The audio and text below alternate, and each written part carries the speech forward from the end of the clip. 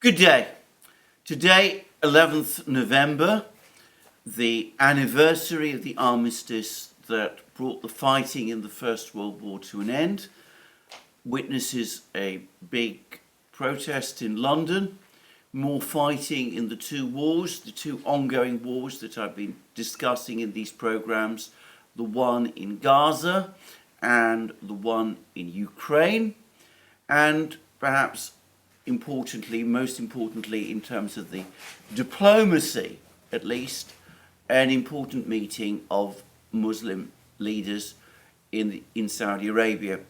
Let me first of all begin by discussing briefly the situation on the battlefields, at the battlefield in Gaza, where the fighting continues and remains ongoing. I should say that even as the ground fighting continues in Gaza, Israeli bombing of Gaza also continues, and Hamas, as I understand it, continues to launch rocket attacks into Israel.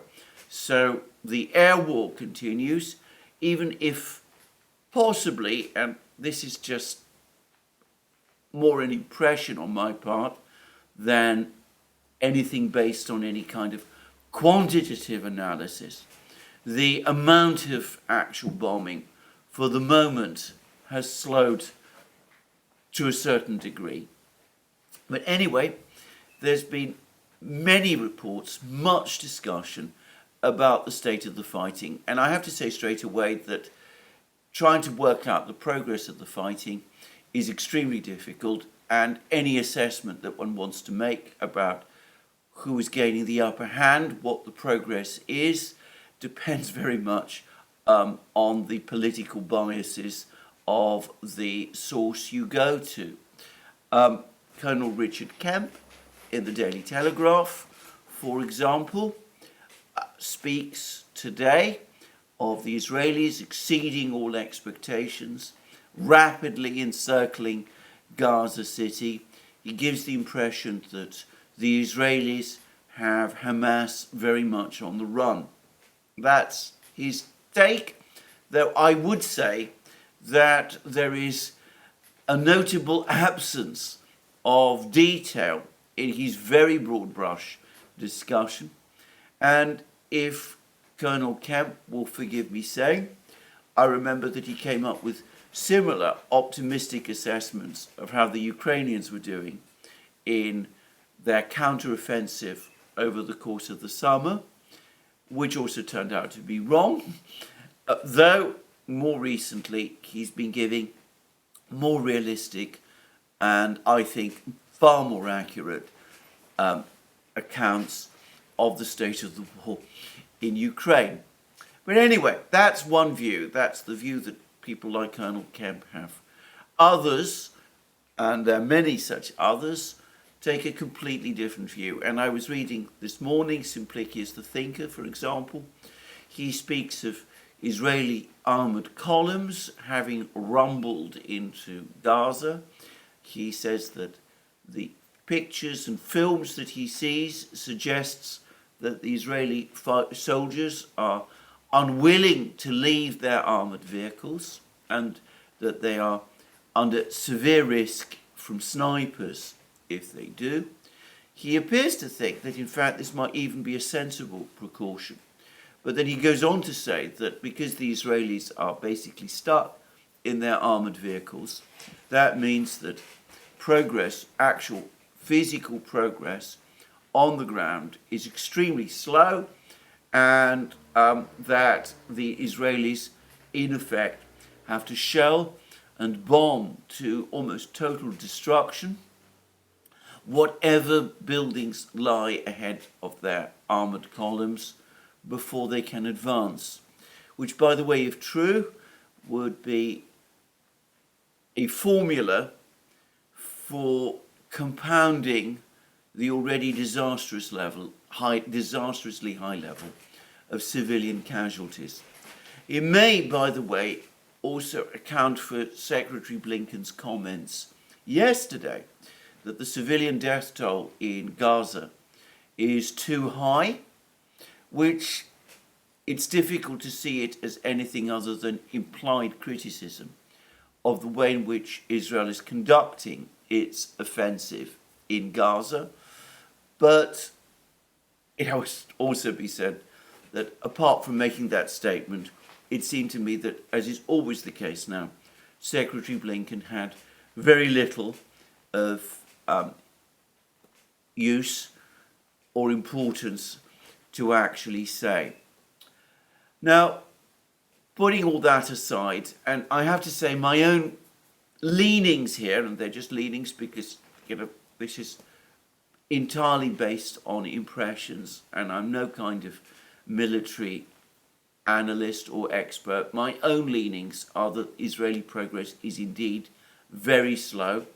I think that Simplicius the thinker is probably right, that the Israelis are unwilling to take the risk of deploying their soldiers out of their armoured vehicles, that there are indeed ambushes and things like that taking place, and that from time to time Hamas fighters do indeed succeed in knocking out Israeli armoured vehicles and even tanks, and that sometimes, occasionally, when that happens, if the Israeli soldiers in the armoured vehicles are unable to leave quickly enough, or if Hamas is able to combine its anti-tank attacks on these armoured vehicles over the course of these ambushes with small arms and snipers, it's probably true that the Israelis also do suffer significant casualties in these ambushes.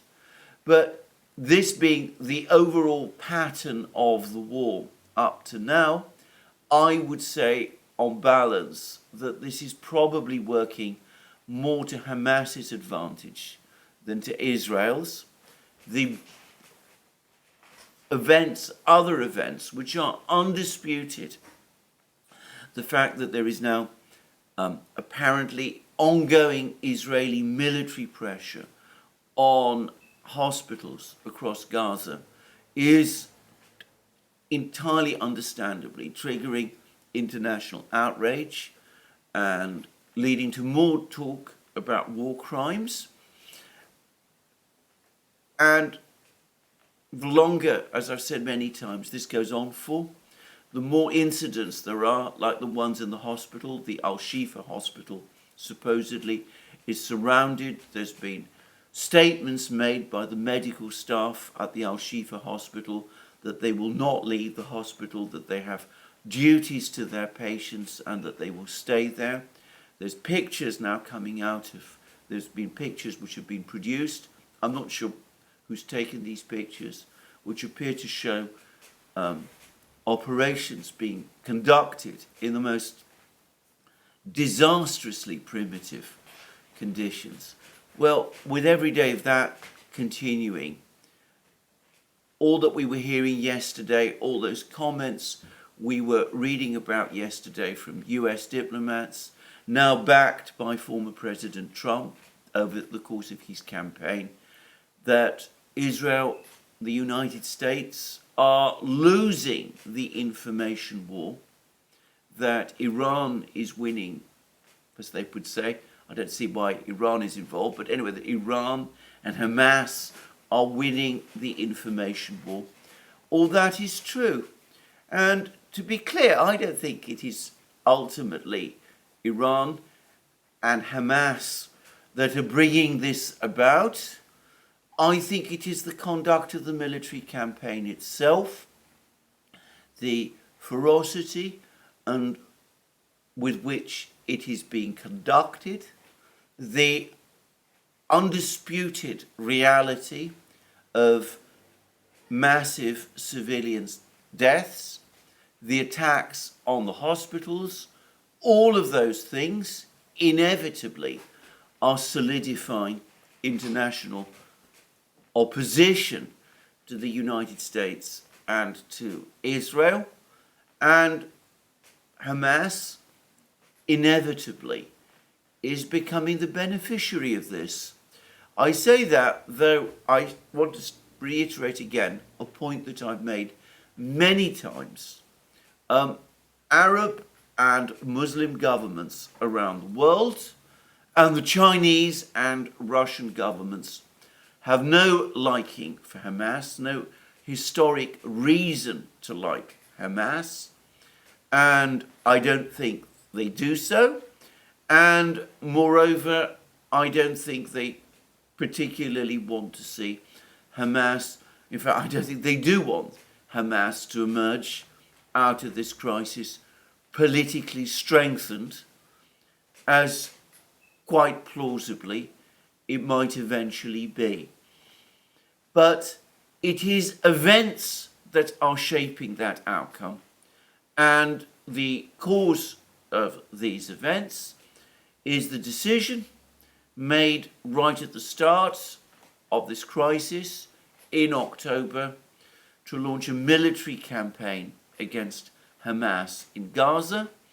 I said at the time, other people said at the time, that this was politically an unwise thing to do, that even if the military campaign eventually were successful, the time it would take before it was, and the huge numbers of civilian casualties that would result from it, would mean that any military gains would be more than countered by the enormous political losses. And for the moment, I have to say that my own assessment of the situation corresponds with my own expectations when this all started back in October. I think disastrous decisions were made at that time, both in Israel and by the Biden administration. I hold the Biden administration more politically responsible, not morally or militarily responsible, but politically responsible for what happened. I've already said on many occasions that given Prime Minister Netanyahu's past, his political positions, his weak position as Prime Minister in Israel at the moment, the criticism he has come under for the events of 7th October, it was completely predictable that left to himself, he would make these decisions to start this military operation that he did, that it was the Biden administration that ought to have acted to restrain him and to persuade the Israelis to pursue a political process. I have discussed in previous programs what I think that political process was, involving use of the United Nations machinery and conceivably of the International Criminal Court as well. And I said that it was disastrous that that wasn't done, and inexorably it has led us to the point where we are now, with the whole situation deteriorating.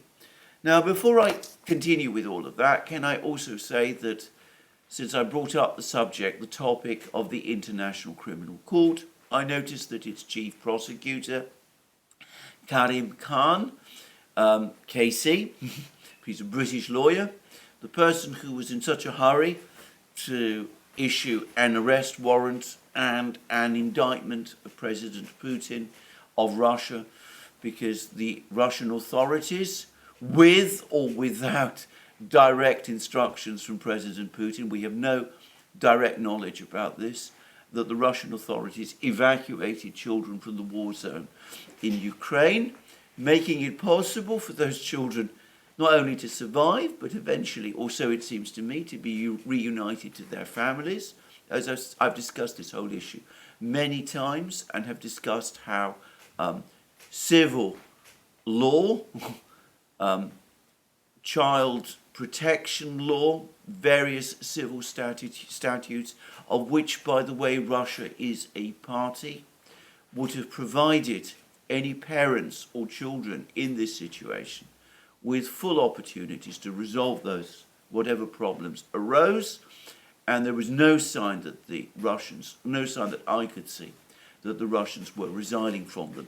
Anyway, Karim Khan, who rushed to press the International Criminal Court for an arrest warrant of President Putin and an indictment of President Putin, even though Russia is not a party to the Rome Statute, and even though there has been no referral of Russia to the International Criminal Court, either by the Security Council or by the United Nations General Assembly, even though I personally believe that the General Assembly has no jurisdiction to make such a referral anyway.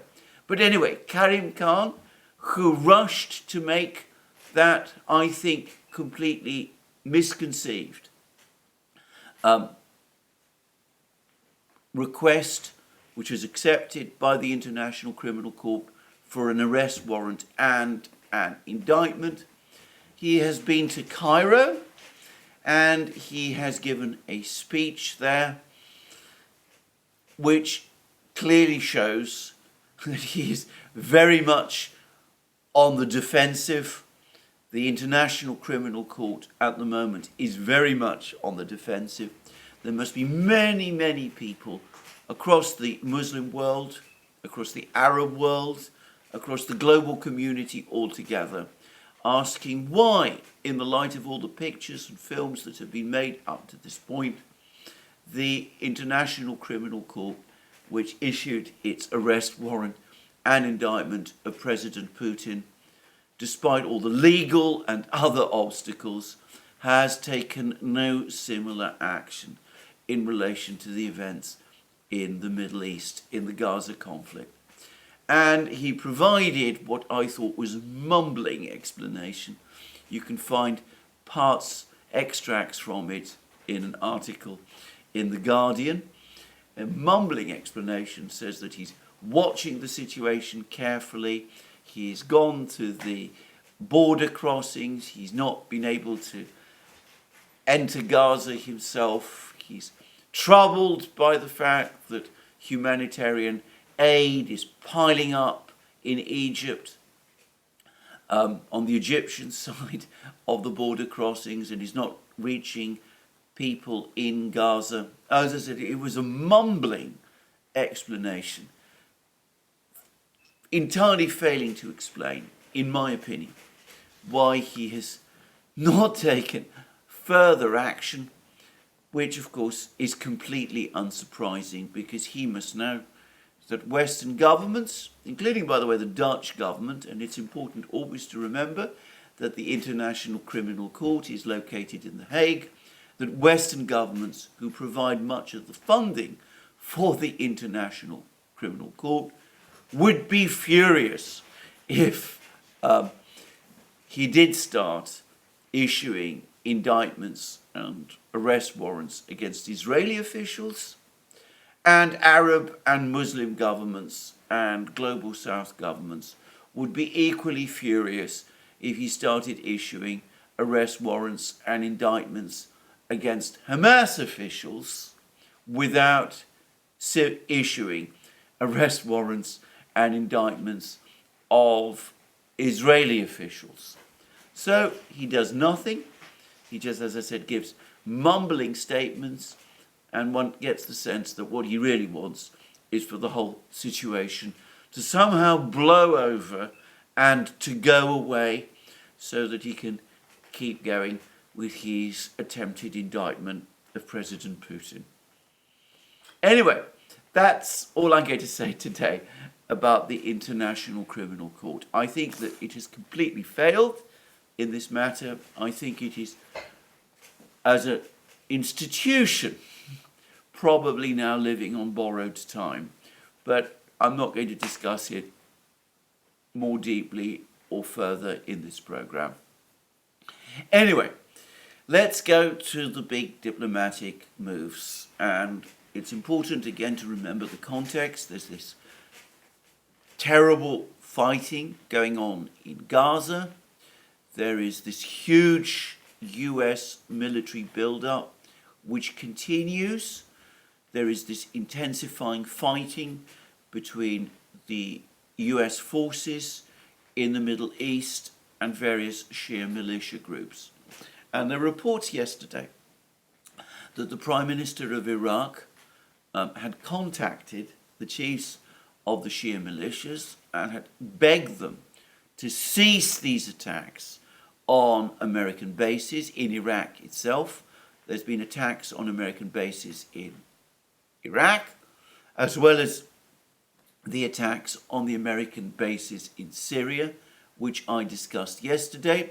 Anyway, the Iraqi Prime Minister apparently begged the chiefs of these militias to ease off on those attacks. Apparently, they told him that they wouldn't do so, that as far as they were concerned, it's now their mission to conduct attacks of that nature. I suspect the reality is that they're probably struggling to retain control of their fighters. And the Prime Minister of Iraq then went to Tehran to see whether the Iranian authorities would agree to lean on the Shia militia chiefs in Iraq to try to get them to ease off the fighting in Iraq, the attacks on the US bases in Iraq. And from what I can understand, the Iranian authorities told him that they've done everything they can. Ultimately, it is the Shia militias themselves that make their own decisions, and that Iran simply isn't in a position to control them in the way that he wants. For the record, I think the Iraqi government understands the situation very well. It also understands very well the very strong feelings of people in Iraq over this conflict in Gaza. I think that he is extremely nervous about the political stability of Iraq in light of this crisis. Iraq has never been fully stable at any time since the 2003 war, and I think that to the extent that it has achieved a precarious stability in recent years, he is worried that that might be put in jeopardy. And of course, the last time the political situation in Iraq unraveled, we saw the rise of ISIS. And though I'm not suggesting that something like that will happen this time, it's understandable why the Iraqi government must be feeling extremely nervous about the situation. And again, I do wonder whether people in the United States, people in the administration, fully understand how fragile in places like Iraq the situation has now become. But anyway, who is going to Saudi Arabia? Because there is now a very big meeting of Arab leaders and Iranian leaders taking place in Saudi Arabia. Now, I don't yet know who exactly is going to Saudi Arabia, but President Bashar al-Assad of Syria has arrived in Saudi Arabia at the invitation of King Salman, as has Iran's President MBS Raisi and the Emir of Qatar.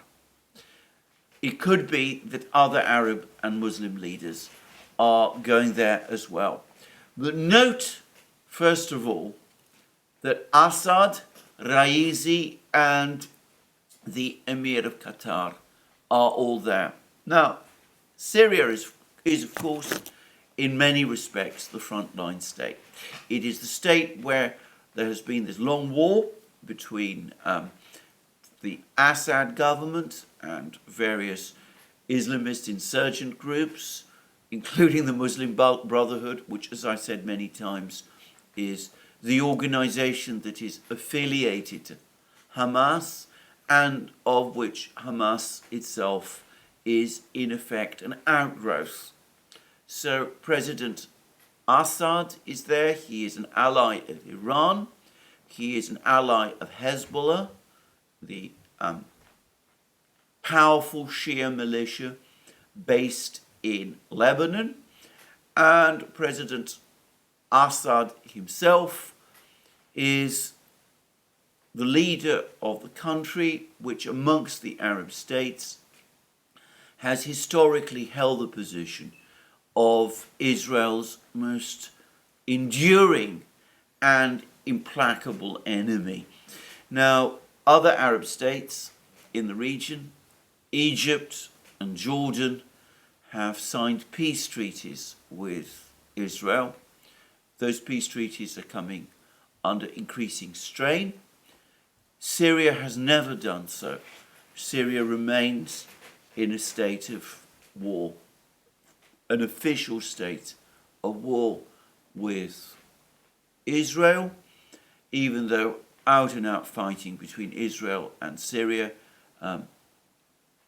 has not been happening for, well, ever since the 1973 war, but of course there have been battles between the Israeli army and the Syrian army previously in Lebanon during the 1980s. Skirmishes in the Golan Heights regularly take place, and of course Israel regularly launches airstrikes into Syria, and from time to time, and just occasionally, Syria counters with missile strikes into Israel, a few of which in the last few years have actually got through and struck targets in Israel. So a very tense situation, and Syria in pole position as a frontline state.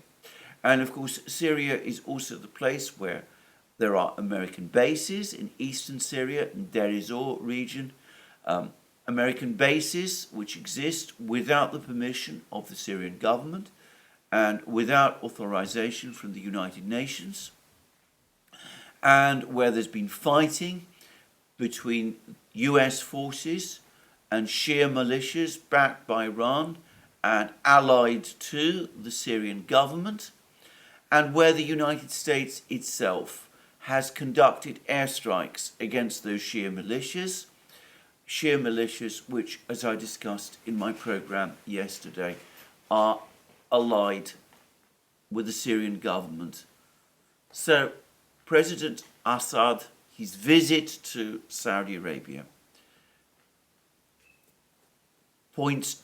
is a pointer to Syria's importance in this current conflict. It's of course important in one other respect also, because this is the first official visit of President Assad to Saudi Arabia for many, many years. During the long Syrian conflict, Saudi Arabia initially and for a very long time strongly backed the Islamist insurgencies that were seeking to overthrow President Assad. And it marked a massive sea change in the situation in the Middle East when the Saudi Arabian government, Saudi Arabia, decided that President Assad clearly was there to stay, was clearly in the process of winning his war, and the Saudis sought a reconciliation with him, enabling Syria to be readmitted into the Arab League and enabling President Assad to attend Arab League summits in Saudi Arabia. But he has never been officially invited to Saudi Arabia in his own capacity as Syria's president up to now. He's previously, as I said, attended as an Arab leader, attending Arab summits. But apparently on this occasion, he is being formally invited to Syria, as I said, in his official capacity. And then, of course, we come to Ebrahim Raisi, the president of Iran. Now, it's important to say that President Raisi is not the leader of Iran. The leader of Iran, the supreme leader of Iran, the person who makes the military decisions and who has overall conduct of foreign policy, is, of course, Ayatollah Ali Khamenei. Now, Ayatollah Khamenei does not, so far as I can see, travel outside Iran, or at least not to any real extent. Diplomacy is left in the hands of the foreign minister and of the president, even though Ayatollah Khamenei continues to exercise broad overall control. But President Raisi and Ayatollah Khamenei are known to be politically very close and to see eye to eye on various matters.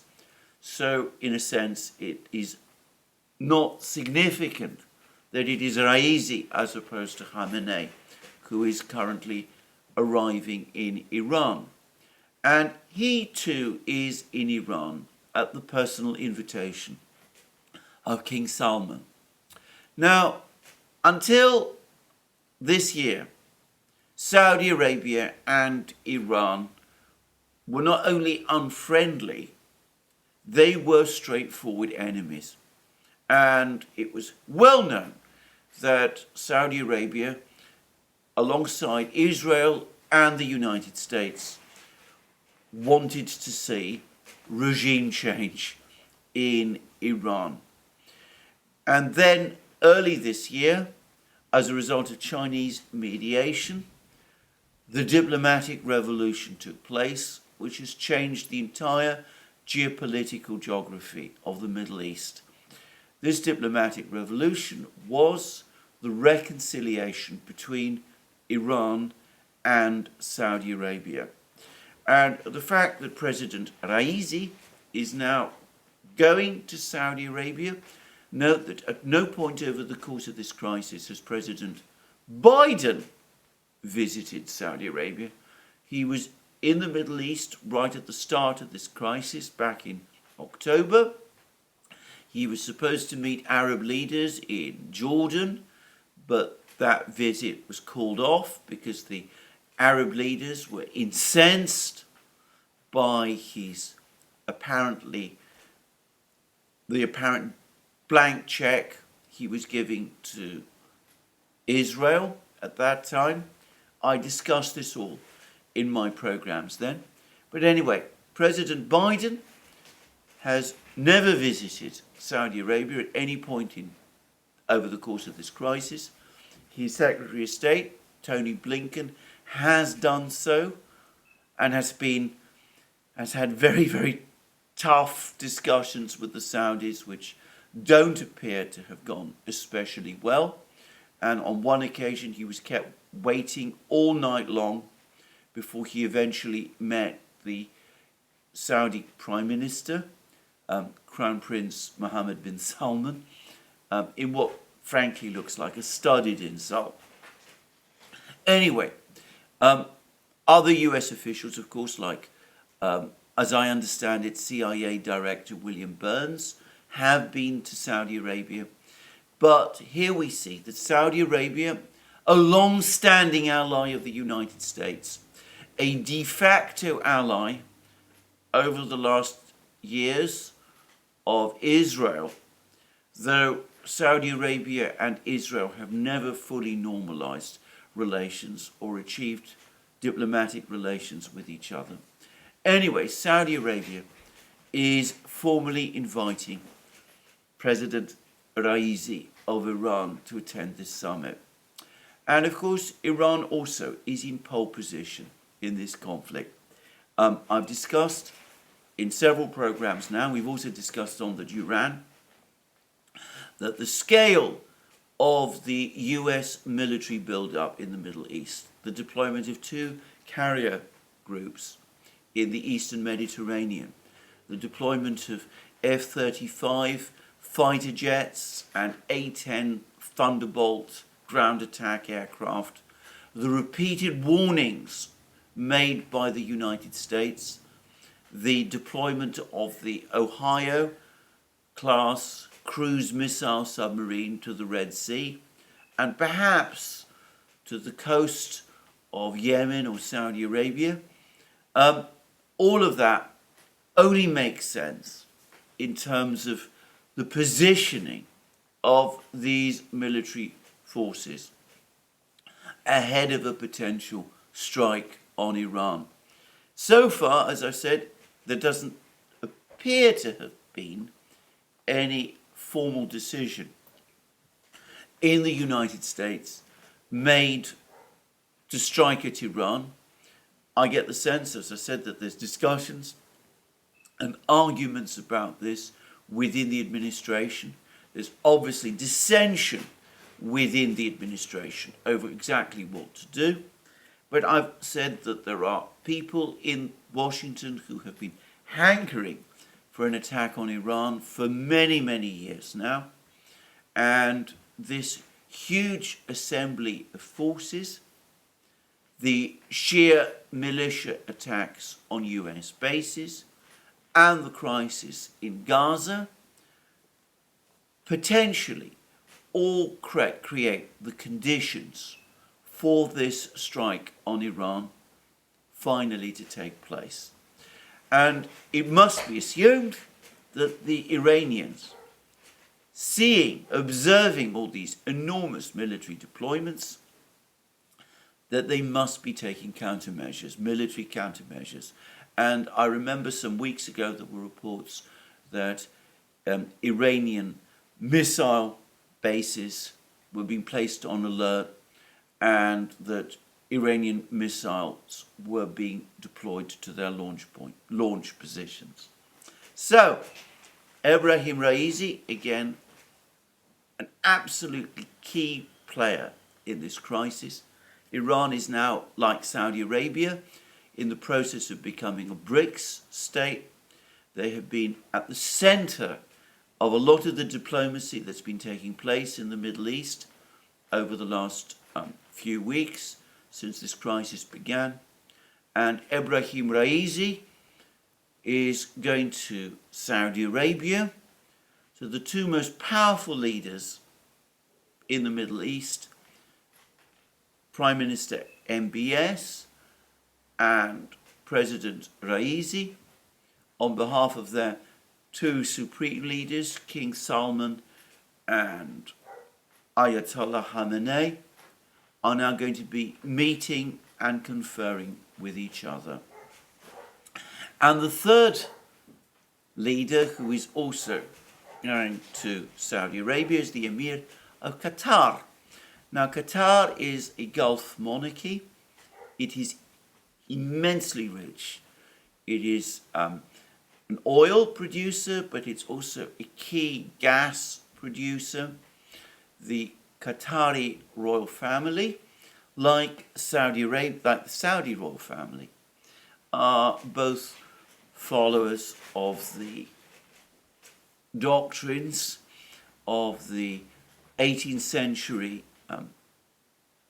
Sunni cleric al-Wahhab, and they've both been described as Wahhabi monarchies. I understand that they both dislike that term, but for simplicity, that is what I will call them.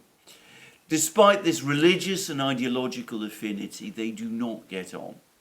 And it's only seems like an age ago, but in fact, it's only a relatively short time ago, that relations between Saudi Arabia and Qatar were so bad that the Saudis were imposing a kind of blockade of Qatar and had deployed large military forces to the border with Qatar. And the Trump administration was busy trying to mediate between these two countries and was trying to prevent the situation escalating into armed conflict. And as I remember, there were even reports circulating at the time that the Saudis were so angry with Qatar. I don't even remember what the cause of the quarrel was, but that they were so angry with Qatar at that time and were saying that Qatar was a de facto ally of Iran, which was at that time Saudi Arabia's key enemy, Anyway, the Saudis at that time, there were even reports that the Saudis had actually had plans to invade Qatar and to conquer the country. And President Erdogan of Turkey, always on the lookout for some kind of crisis he could use to his advantage in order to enhance his prestige and to gain further leverage. Anyway, he responded by sending Turkish troops to Qatar in order to protect Qatar from a potential attack by the Saudis. To the best of my recollection, this happened around 5 years ago, back in 2018. In the Middle East, friends can become enemies, and enemies can become the best of friends in a remarkably short time. And the Emir of Qatar, from having been an enemy then, is now a friend of the Saudis now, and he too is being received in Saudi Arabia. But of course there is another backstory to all of this, because of course Qatar, which is fabulously rich, but also historically rivalrous to the Saudis, has been busy trying to gain support amongst various religious organizations and groups across the Middle East in rivalry to the similar, though far greater effort that the Saudis have been making as Saudi Arabia has sought to position itself as the leader of Sunni Islam. And one way in which the Qataris pursued this rivalry was by becoming the unofficial backers and funders of the Muslim Brotherhood, which, by the way, induced Qatar to play an absolutely central role in financing the insurrections against Muammar Gaddafi in Libya and Bashar al-Assad in Syria. The Muslim Brotherhood having been a key player in both those insurrections. And of course, Qatar is also the biggest funder of Hamas. Now, before I just proceed with that, note that Bashar al-Assad, the president of Syria, is attending this meeting, and the Emir of Qatar is also there. The Emir of Qatar is also one of those people who was funding the Islamist insurgents in Syria, which were seeking to overthrow Bashar al-Assad. This is the Middle East, as I've said. Relationships are often unstable, but the fact that all of these people are now meeting together is in itself a sign of the extraordinary diplomatic revolution that has already been taking place in the Middle East, the reconciliation between Saudi Arabia and Iran, the reconciliation between Qatar and Saudi Arabia, the reconciliation between both Saudi Arabia and Qatar and Syria, that diplomatic revolution which has been underway already for some time and which in its aggregate has weakened the position of Israel. So all of these important people are meeting in Saudi Arabia. What do they intend to do there? Well, we've had a discussion of some of the things that the Iranians intend to discuss from President Raisi. And he says that this is an emergency meeting of the Organization of Islamic Cooperation, that its purpose is to discuss the situation in Gaza. And we have this direct quote from him: "If the crimes being committed nowadays in Gaza are not crimes against humanity, what is a fine example then of such criminal acts?" And then he went on to say, America declares in its statements that it does not want the scope of the war to expand, and has even sent messages to Iran and some countries. The statement, however, are not consistent with America's actions. This is from President Raisi. America is directing the war machine in Gaza. It is blocking a ceasefire in Gaza and expanding the scope of the war. The true nature of the United States must be exposed to the entire world. So the United States is not only blocking the ceasefire in Gaza, but is intent on expanding the war. That's what Raisi is saying.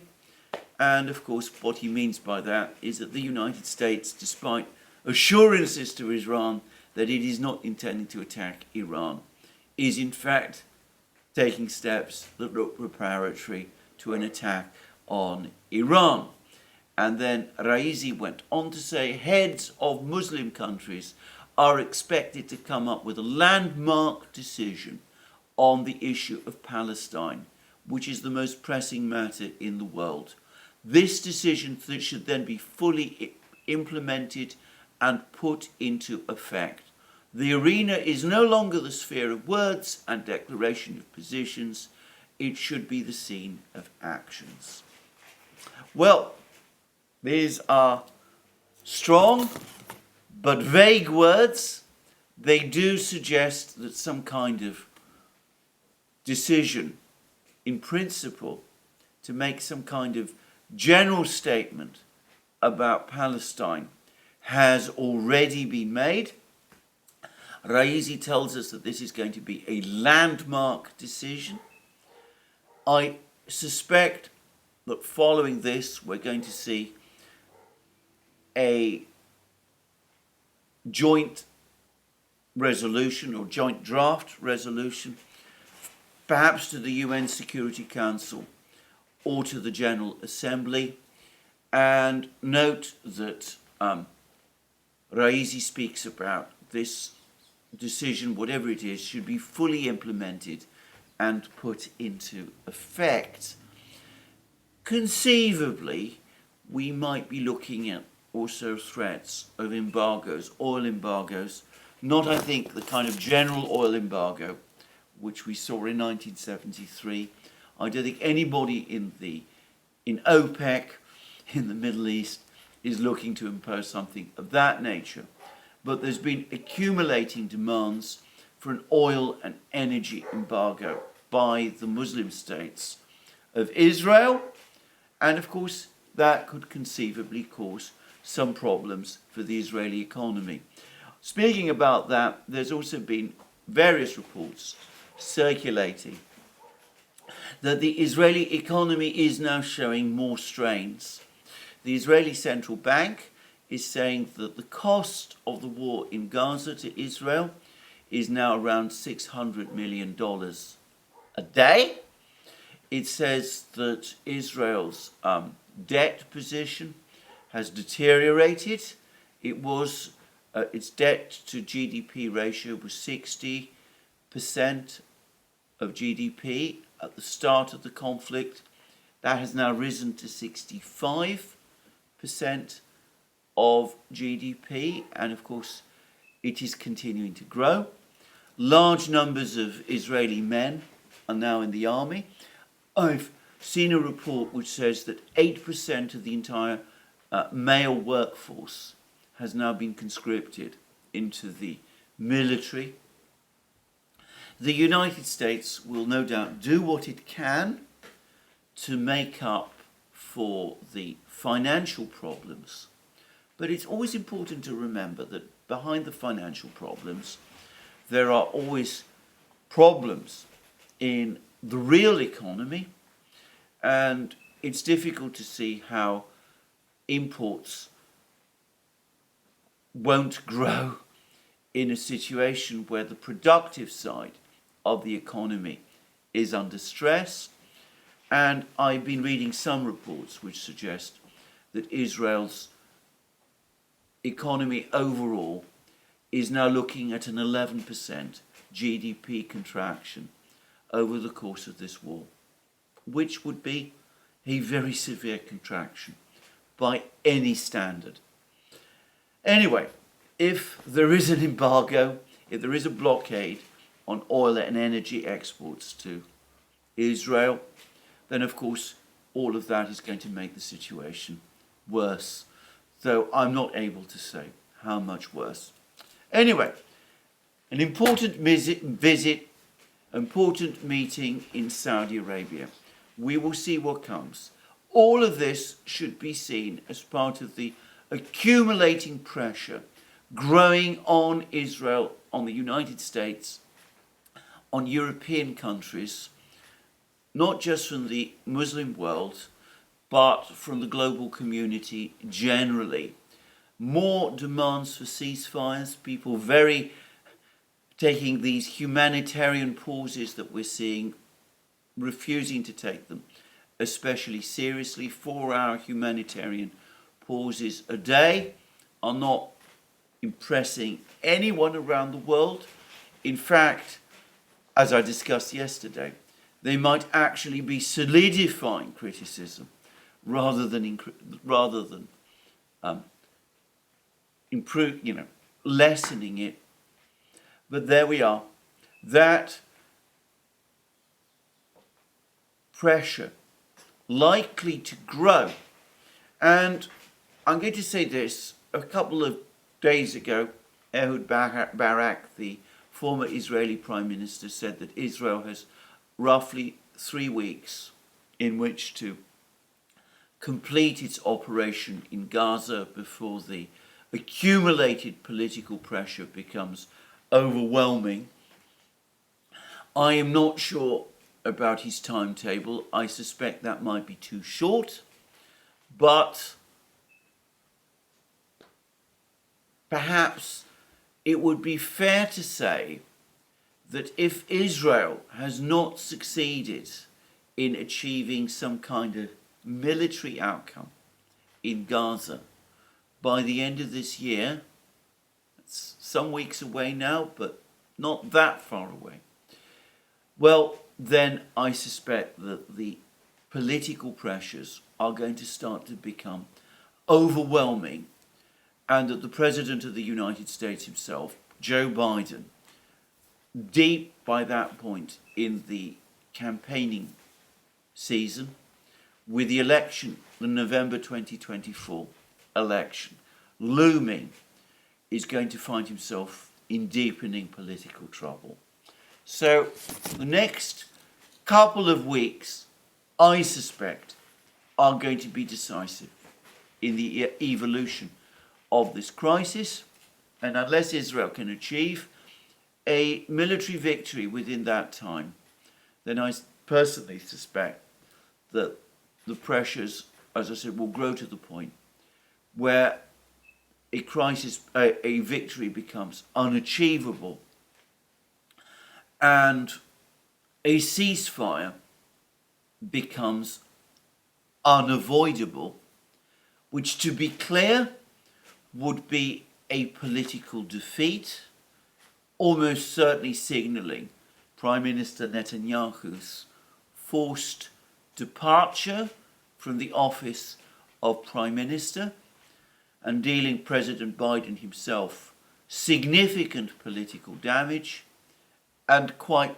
plausibly weakening still further the overall political position of the United States in the Middle East. I'm also going to suggest that the same time window applies in terms of a military strike on Iran. Unless it takes place by the end of this year, the political obstacles to it taking place at all are going to start to grow, and though one can never discount the danger of such a thing happening, it begins to become less likely, though still possible, after the new year. Anyway, that's where we are. That is my summary of the situation in the Middle East as of today. Now, what about that other big crisis, the one in Ukraine? And I think there's a number of things, first of all, to say. The first is that the United States, the Pentagon, has, as I discussed yesterday, announced that it is scaling back its financial and military support for Ukraine. And there is no sign at all, for the time being, of the issues about Ukrainian funding for Ukraine, being resolved by the US Congress. The whole situation there appears to be stuck, and there doesn't seem to be any sign of a resolution of that going forward. So, less aid for Ukraine, and it's important to say that we're talking here primarily about funding. Ukraine's economy is in dire straits by all accounts. Its budget now has a $30 billion hole. That is going to put the Ukrainian economy under even greater stress if the funding from the United States fails to come. But the biggest problem is not funding.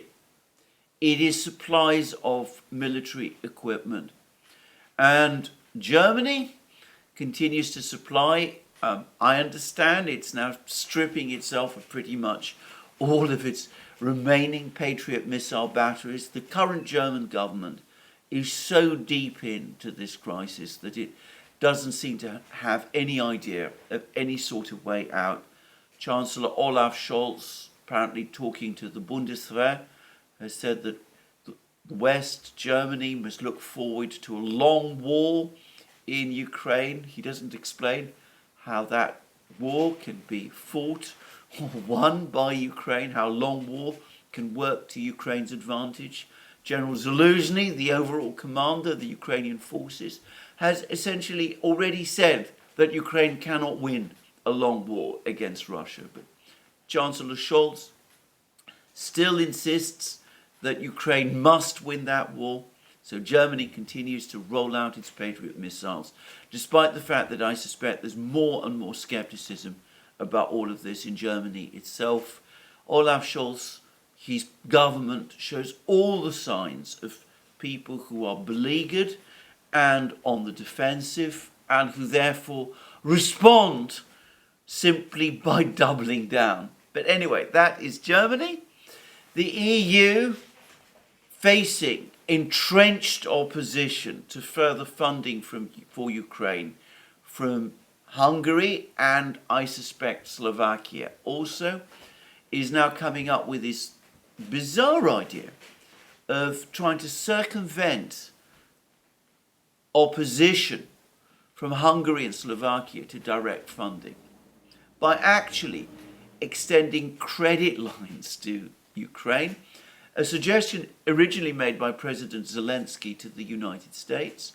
The way it would work, as I understand it, is that the EU would itself borrow money, which it would then forward to Ukraine. I strongly doubt that this is legal in any respect.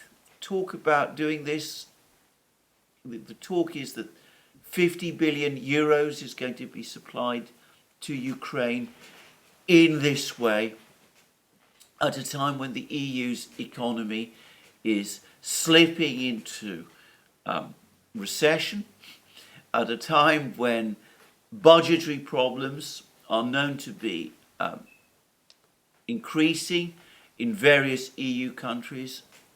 We've discussed on the Duran recently the current situation in Italy. Well, in spite of all of that, there are people in the EU who are suggesting doing these things. The Secretary General of NATO, Jens Stoltenberg, who of course has influence over all of these events, and of course Norway's not a member of the EU, and NATO is a separate organisation to the EU, but of course both are based in Brussels, both are headquartered in Brussels. Anyway, Jens Stoltenberg has again come out and said that NATO cannot afford a situation where Russia would win the war in Ukraine. So anyway, they're trying to cobble together some kind of funding package to keep Ukraine ticking along, despite the fact that American financial aid won't come. Josep Borrell said some time ago that absent aid from the United States, the EU could not fill the gaps by itself.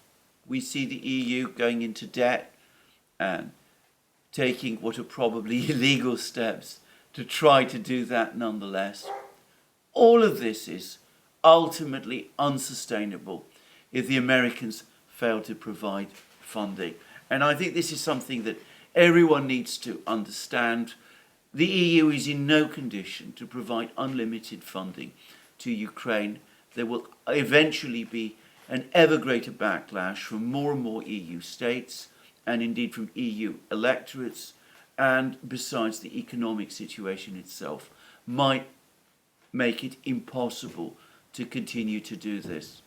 But anyway, that isn't even the main problem. The main problem is weapons. Germany may be providing its Patriot missile systems, all that it has, from what I can see, to Ukraine, but supplies of tanks have now basically dwindled away. Supplies of other armoured vehicles have also dwindled. Ukraine is still supposedly going to receive its F-16 fighter jets, but nobody any longer, I think, seriously expects that those are going to make any real difference on the battlefield. The ATACMS missiles, the Storm Shadows, have made a certain difference, but certainly not a decisive one. The F-16s, I suspect, less so. And the key factor, again, is ammunition, where the EU has failed to increase production to any significant degree and has run out of ammunition to supply to Ukraine. And the United States, apparently, earlier claims that I've been seeing that US ammunition production has increased. Well, I've seen one report which says that this is simply wrong, that those reports that production had increased to 30,000 rounds a month, that those were optimistic and that the true figure is significantly below that, and that the United States is out of ammunition as well. South Korea no longer in a position to provide more ammunition, and other countries around the world refusing to part with their ammunition also. And the United States now obliged to supply weapon systems and ammunition to Israel for the war in Gaza, and of course to its own forces that are becoming increasingly committed to a possible war in the Middle East as well. So, major ammunition and weapons shortages. And I want to say this, put aside all the reports that you get about the situation on the battlefields in Ukraine. Ultimately, given that Russian military production is not only at a high level, but does appear to be increasing, given that Russian forces are growing in size as those hundreds of thousands of men that have been recruited by the Russian military this year start to complete their training. Given all of that, given whatever supplies Russia might conceivably be getting, arms supplies Russia might conceivably be getting from North Korea and Iran, there's even some suggestions that they're getting weapons from China also, though I'm more skeptical about that. Given the significant and continuous upgrade in Russian weapons, there's apparently all kinds of new variants of the Lancet drone, kamikaze drone now entering the battlefronts. Range of Lancet drones have increased prodigiously.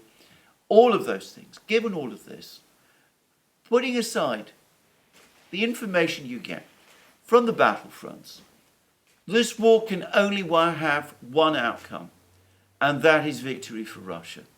Because with Ukraine itself admitting that human losses have been so high that its military is short of soldiers, and with all of the admissions that we're seeing that weapon supplies to Ukraine are dwindling and are nowhere near sufficient to make up for already the losses which have already taken place. The military balance from this moment on is going to shift remorselessly in Russia's favor, and is going to do so in a decisive way at some point over the next few months. Now, we're moving, in other words, from a position of unstable equilibrium to that point where attrition has its visible effect, and a Ukrainian war, Ukraine continuing its war, defending everywhere, every position, still trying to launch its cross-Dnieper, cross-river attacks in Kherson region. As far as I can see, these are making little real progress. Still launching its odd infantry assaults in the Rabotino-Verbovoye sector. Well, those not making much progress either. Well, the point will eventually come where all of that becomes impossible, and Ukraine is left with no choice other than to concentrate forces to defend what it can or risk a total collapse of its front. And that, it seems to me, is the Russian strategy. The Russian strategy remains cumulative attrition. Note, they're not at the moment seeking to launch a knockout blow. They are weakening Ukraine wherever they can. And of course, at the moment, the major battles are taking place in Kupiansk and in Avdeyevka. And again, to repeat a point I made before at the time of the Bakhmut battles, a lot of people at that time were coming back and saying, why is it taking the Russians so long to capture Bakhmut? And the point that needs to be understood is that the prolongation of the Battle of Bakhmut simply led to Ukrainian losses becoming much greater than they would have been if Bakhmut had been surrendered earlier. And the scale of those Ukrainian losses ultimately worked to Russia's advantage. And we can see exactly the same happening today in these battles in Kupiansk and in Avdeyevka. In Kupiansk, at least, it seems to me that the Russians have actually made a deliberate decision to take it slow. They're gradually, slowly tightening their grip around Kupiansk. They're taking fortified positions there. There were reports a couple of days ago that they pushed further up towards the Oskol River in one particular line. But the key thing to understand is that concerning the fighting in Kupiansk, is that we're now getting increasing numbers of reports that Ukrainian losses in Kupiansk are rising. Ukraine is feeding in brigades to try to defend its positions in Kupiansk, and that is precisely what the Russians want Ukraine to do. Eventually, of course, they will capture Kupiansk. And I discussed, I think it's a day or so ago, how apparently Russian soldiers on the front lines have told Yuri Podolyaka, the Russian commentator, that they expect eastern Kupiansk east of the Oskol River, to come under Russian control by the end of the year. And that may be right, But in the meantime, what the Russians are doing in Kupiansk is conducting attrition, bleeding the Ukrainians dry, depleting even further the remaining reserves that the Ukrainians have, depriving the Ukrainians of more artillery shells, more tanks, more armoured vehicles. And of course they're doing that to an even greater extent in Avdeyevka, where, by contrast, I think, however, that they probably are aiming for some kind of knockout blow. Now, yesterday there was a lot of news coming from Avdeyevka, not all of it easy to decipher. So it does seem that the Russians are now well beyond the railway. Now, there were reports yesterday, and they continued this morning, that the Russians have entered the village of Stepoye, that they are dug in there, that they're gradually edging the Ukrainians out of this village, though it's not suggested that they have captured it yet. And apparently there is some photographic evidence that supposedly confirms this. So the Russians certainly making progress there. The Russians apparently also making some progress to the south, the southern pincer also advancing as well. But the key point to say is that even as the Russians gradually tighten the pincer around Avdeyevka, it's the Ukrainians who once more are suffering attrition. And you got further example of this, a vivid statement of this, and this came from a deeply plaintive video published by Ukrainian soldiers who are defending Avdeyevka, who must be aware of the fact that they are becoming encircled. And they published this video in which they say that they have been repeatedly ordered to try to recapture the slag heap, that they've never been supplied with the equipment and ammunition that would enable them to do this. They talk about bodies of their comrades lying untended on the slag heap and in the area around. Apparently there's no means either to evacuate them or to bury them, or presumably even to provide proper treatment to these soldiers. And they also complain that the command of the forces in Avdeyevka, the senior officers and their staff, have evacuated Avdeyevka. Now, to be clear, I saw the Dima in the Military Summary channel was saying that the entire officer cadre in Avdeyevka had been withdrawn from the town. The entire Ukrainian officer cadre had been withdrawn to the town, or even down to the junior officers. I didn't actually get that impression myself. My impression was that it's only the senior command cadre that has left Avdeyevka. But for soldiers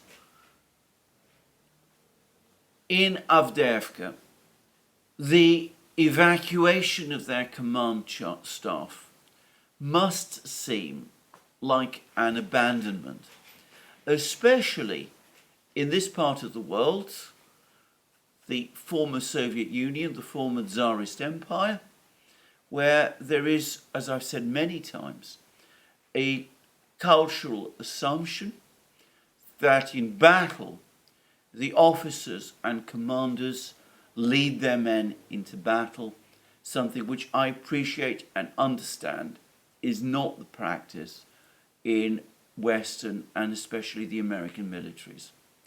But this isn't something that Ukrainian soldiers, this isn't a distinction the Ukrainian soldiers themselves will understand. For them, it must seem that they're being abandoned to their fate, and this must deepen the growing sense of demoralization from which they will suffer. So, there we are. A deepening crisis in Avdeyevka. I've discussed in many programs how there is a universal consensus that the fall of Avdeyevka would be a major military defeat for Ukraine, that it would unhinge Ukraine's entire defences in southern Donbass and might ultimately create an effect which would render any idea of offensive operations in the Zaporozhye region impossible. But it does look like that fall of Avdeyevka is inevitable. And in the meantime, we see that Ukrainian soldiers themselves are becoming deeply demoralized, even as they receive these orders from Kiev to stand firm. Now, I am not going to predict how long this war is going to last, but without economic and military support from the West, it's been universally acknowledged, including by people like Stoltenberg, Borrell, and of course Zelensky himself, that Ukraine cannot prevail in a war with Russia. That Western support is dwindling. Ukraine's great offensive of the summer ended unsuccessfully. And we see that the situation in Avdeyevka is becoming critical. Talk behind the scenes of negotiations, that's starting to increase. Talk also perhaps of changing the government in Kiev, leveraging President Zelensky out of his position. But no sign of anybody taking any steps to make any of that effective. Once again, a failure of statesmanship, but there we are. Well, this is where I end my program today. More from me soon. Just to wish you all a very good day, and to say again that I hope that you'll be able to join me in future programs. You can find all our programs on Locals, Rumble, and X, and of course also on other platforms. You can also support our work via Patreon and Subscribestar. Links under this video. You can also go to our shop and buy the amazing things that you will find there. Magic mugs, hats, hoodies, t-shirts, all those great things. And last but not least, if you've liked this video, please remember to tick the like button and to check your subscription to this channel. That's me for today. More from me soon. Have a very good day.